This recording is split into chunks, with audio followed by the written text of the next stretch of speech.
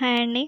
ఇవాళ మనం అవిసె గింజల లడ్డు ఎలా చేసుకున్నామో చూద్దాము. ఫస్ట్ అయితే నేను ఇక్కడ అవిసె గింజలు వేసుకొని బాగా గోల్డెన్ బ్రౌన్ వచ్చేదాకా వేయించుకుంటున్నాను. ఇప్పుడు పల్లీలు అదే ముక్కుల్లో పల్లీలు వేసుకొని వీటిని కూడా మంచిగా చక్కగా గోల్డెన్ బ్రౌన్ వచ్చేదాకా వేయించుకోవాలి. మళ్ళీ అదే ముక్కుల్లో నువ్వులు వేసుకొని ఆ నువ్వుల్ని కూడా మంచిగా గోల్డెన్ బ్రౌన్ వచ్చేదాకా వేయించుకోవాలి.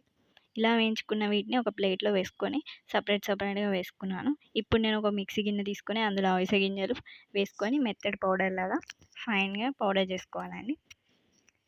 సో, ఇలా మిక్సీ పట్టుకున్న పౌడర్ ఒక బౌల్‌లో వేసుకున్నాను. ఇదే విధంగా ఇంకా మరి మిగిలిన నువ్వులు కూడా మిక్సీ పట్టేసుకొని మెత్తటి పౌడర్ లాగా చేసుకొని దాన్ని కూడా అదే బౌల్‌లో వేసుకుంటున్నాను. ఆ తర్వాత పల్లీలు కూడా మెత్తగా మిక్స్ చేసుకుంటున్నాను పౌడర్. సో, ఇలా చేసుకున్న ఈ పౌడర్స్ అన్నీ కూడా చూడండి ఎంత బాగున్నాయో. ఇది చాలా హెల్తీ అండి అవిసె గింజలు.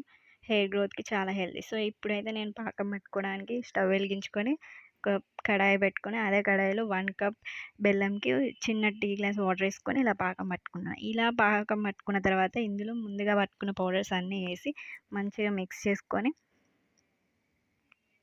ఇలా చక్కగా మిక్స్ చేసుకోవాలి. మిక్స్ చేసుకున్న దాన్నయితే వేడిగా ఉన్నప్పుడే మనం ఇలా లడ్డూలాగా రౌండ్‌గా చేసుకోవాలి. చల్లారితే అది అంతగా రావండి లడ్డూలు. సో, ఫాస్ట్‌గా అన్నీ ఇలా చక్కగా లడ్డూలు చేసుకున్నాం అంతే. రెడీ అండి. మన ఛానల్‌ని సబ్స్క్రైబ్ చేయండి ప్లీజ్. లైక్ చేయండి, షేర్ చేయండి.